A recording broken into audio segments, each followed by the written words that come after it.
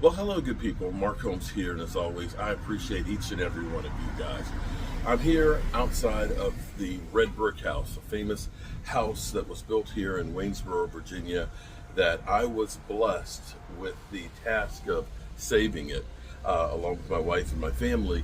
And we have spent years actually rebuilding it, and it's one of the things that I am most proud of in the world. Of course, my marriage and my kids are right in front of it. But saving this and learning all that we've learned about this place, it has been incredible. Now, my problem, of course, is I come up with great ideas and not having the understanding of what it might take to actually achieve it. This house was built in 1820. The woman, Mary Beverly, buried right over there. You could actually see the headstone from here. Sold it to William Brown, who was a veteran of the Revolutionary War and the War of 1812. He ended up buying it for $200, the land for it, and ended up building this house, which was, we believe, the first schoolhouse in Augusta County. When this place was built, there's only 250 people in what is now Waynesboro. And there's so much history and things that are involved. When this house was sold, or excuse me, this land was developed, there were only 17 states in the Union. There were no railroads. There was no internet. There were no cameras. And so many things have transpired throughout the life of this house. Well, one of the things that we've wanted to do is, first of all, save the house so it's not destroyed and that it's lost from history. And we've done that, restoring it. The second thing is we want to get a historic marker and make sure that this place is always revered with all the history that's in there. So I said, let's start a brick campaign. I know it sounds kind of crazy, a brick campaign for the Red Brick House. And this is like a sample brick that we are getting, that you can either get laser engraved or you can actually get sandblasted. And everything on this has not been easy.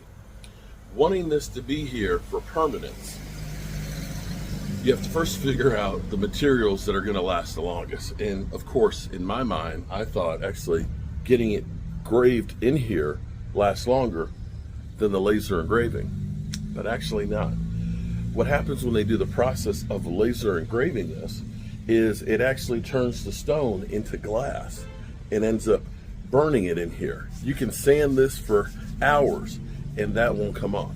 So we found, of course, how we can get the pavers. Our goal here is, behind me, you can see where we have some stones and things. We're gonna make a brick walkway that's here.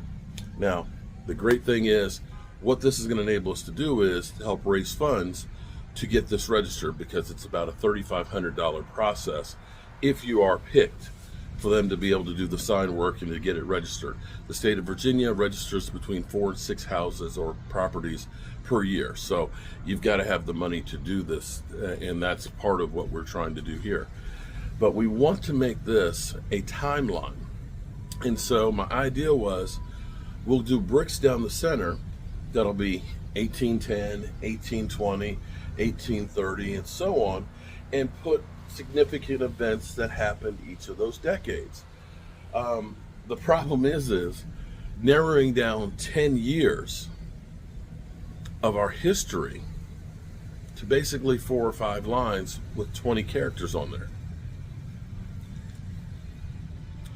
So when you think of the first photographs being made,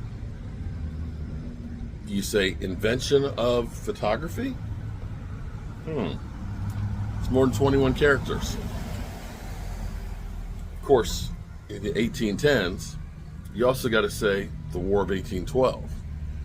You've got to put in there, like the Monroe Doctrine. You got to put in there, Civil War.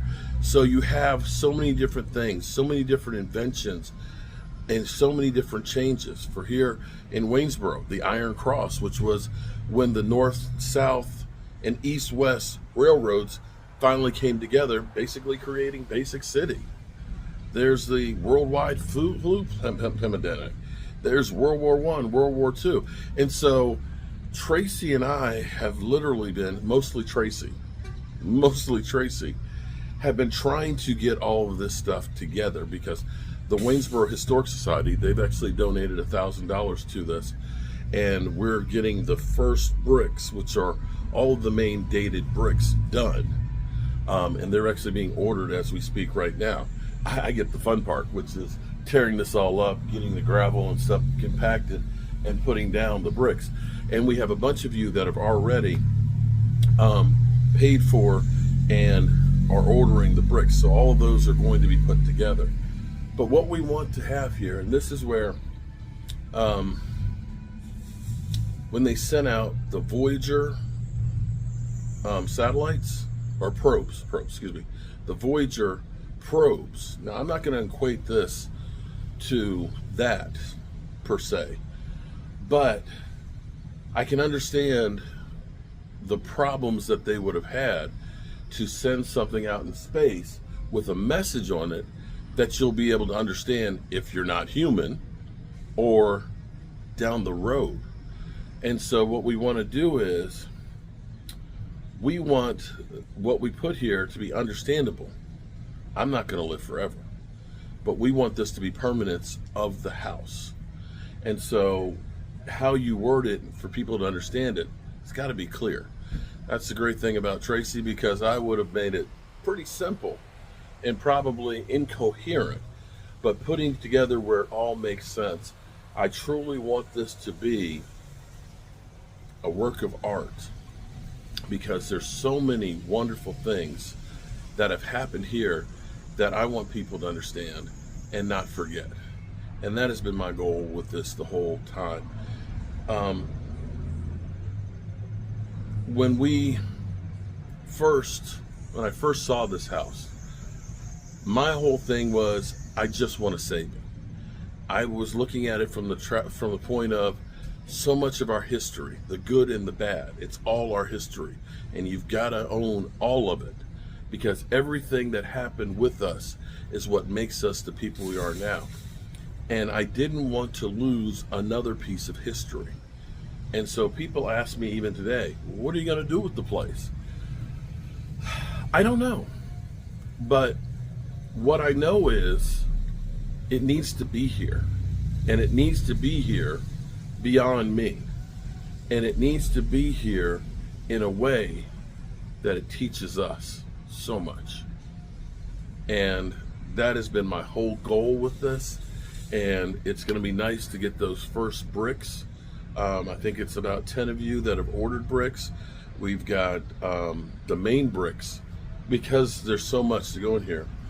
Down the center, we're going to have 8x8 bricks that have the decade, and then I'll have 4 or 5 things that happened in each of those decades. Then to the right of it, we'll be doing history of the red brick house from when it was built and every time it was sold. So to all the different families that lived here. And then we'll have to the right of that bricks that denote what happened, local history, from the Crozet Tunnel, which was the longest tunnel, train tunnel at the time, a mile long. Like I said, the Iron Cross, the flood that happened in downtown from Hurricane Agnes, to Waynesboro and Basic City being founded and then eventually merging and things like that.